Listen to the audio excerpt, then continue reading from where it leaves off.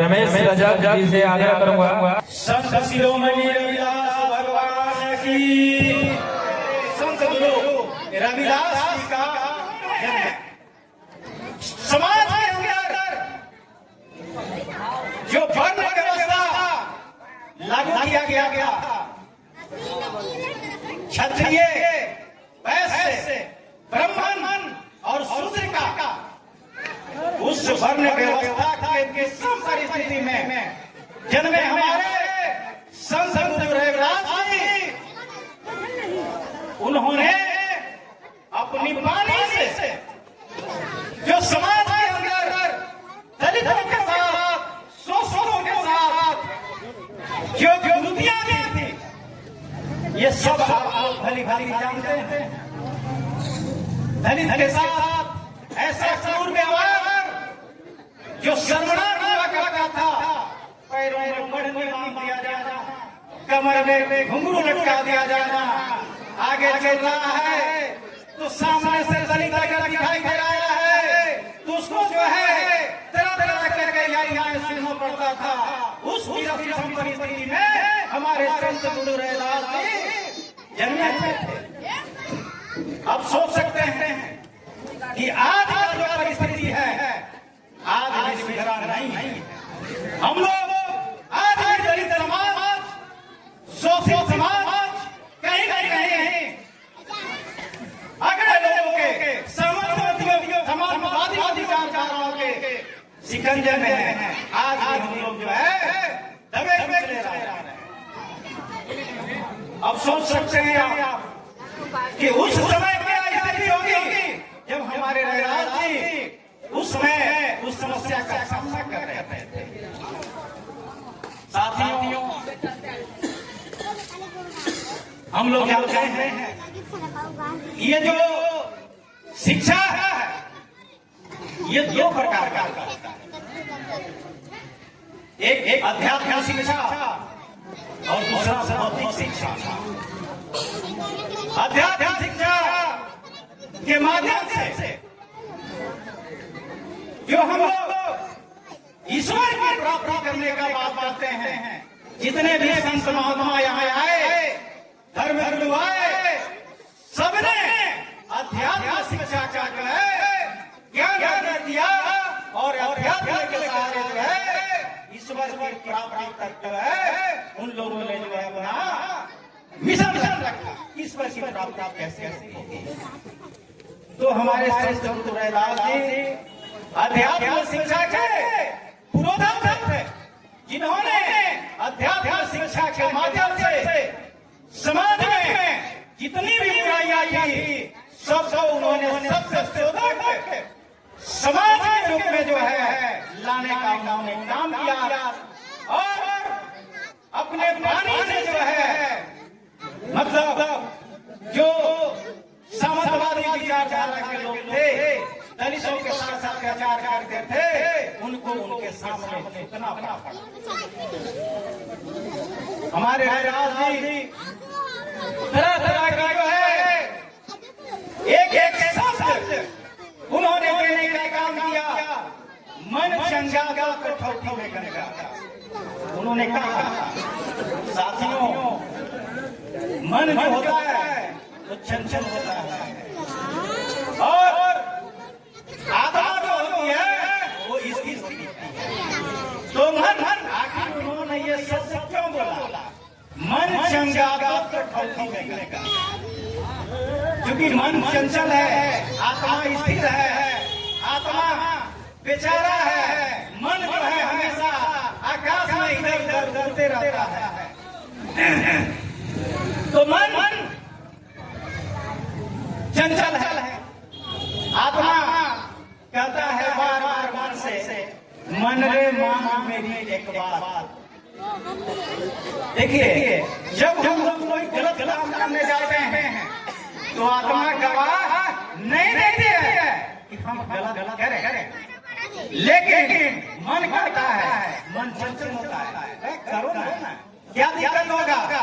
कुछ नहीं। मन जो है हावी हो जाता है आत्मा पर और आत्मा से जो है वो गलत करवा देने का काम कर देता है। तो हम जानते हैं ये हमारे यहाँ जितने हैं हमारे जय गुरुदेव के हैं, सतगुरुदेव के मानने वाले हैं, शिव गुरु के मानने वाले हैं। तो हम लोग जानते हैं कि आत्मा से परमात्मा को मिलन करा देना वही ब्रह्म है। तो अध्यात्म के माध्यम से हमारे संत रैदास जी वो ब्रह्म को प्राप्त किए। इसके बाद आज का जो युग है वो भौतिक शिक्षा का और भौतिक शिक्षा में हमारे बाबा भीमराव अम्बेडकर जब उन्होंने जन्म लिया तो उनका भी जो है कलेजा चलता था। हमारे बाबा भीमराव अम्बेडकर एक दलित परिवार में जन्मे। जिस तरह से अध्यात्म शिक्षा का होगा हमारे संत रैदास जी के साथ दुर्व्यवहार किया जाता था, ठीक ये जो भौतिक शिक्षा हमारे बाबा भीमराव अम्बेडकर ने प्राप्त किया, तो भौतिक शिक्षा प्राप्त करने के बाद इनके साथ में जो है वही व्यवहार जो हमारे उस समय संत रैदास जी के साथ हुआ करता था, और वही व्यवस्था हमारे बाबा भीमराव अम्बेडकर के साथ जब वे पढ़ते थे उनको गिलास लाने का पानी अलग था, खाना खाने के एक व्यक्ति में नहीं बैठने दिया जाता था।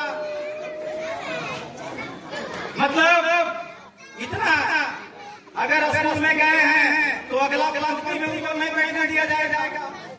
इस तरह का जो है कुर्तियां हमारे समाज में उनके जन्म के समय में 1869 में जो हमारे बाबा भीमराव अम्बेडकर साहब ने जन्म लिया।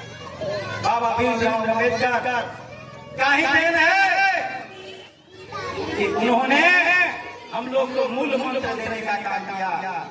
ये 3 मूल मंत्र दिए, संत रैदास जी को मंत्र देने के लिए मन संगाकार कौटी में गंगा, लेकिन हमारे बाबा भीमराव अम्बेडकर ने 3 मूल मंत्र देने का काम किया। वो सबसे पहले मूल मंत्र है शिक्षित बनो।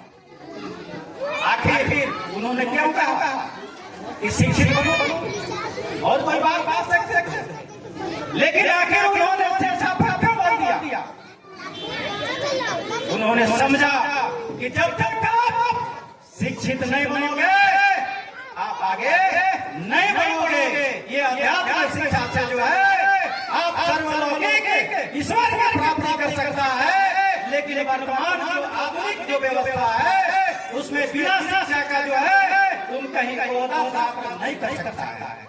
तो सबसे पहला मंत्र जो है उन्होंने शिक्षित बनो का मंत्र दिया।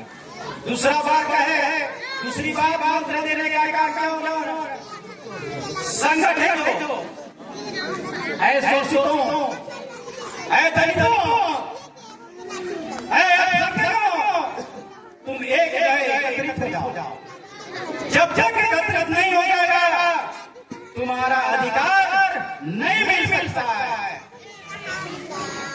अगर एकत्रित नहीं होता है तो तुम बोलते रह जाओगे, कितना पढ़ लिख जाएगा। अगर तुम एकत्रित नहीं होते हो, संगठित नहीं होते हो तो आएगा और तुमको कुचल करके पार कर जाएगा। इसलिए जो है तुम संगठित होने का काम करो, और जब संगठित हो जाओगे तब संघर्ष करो, और जब संघर्ष करोगे तभी जो है तुम्हारा समाज आगे बढ़ेगा। तो हमारे बाबा भीमराव अम्बेडकर ये 3 महामूल मंत्र देने का काम किया, और 3 महामूल मंत्र जो है आज हम लोग लागू करते हैं। बिना शिक्षा का संभव नहीं है।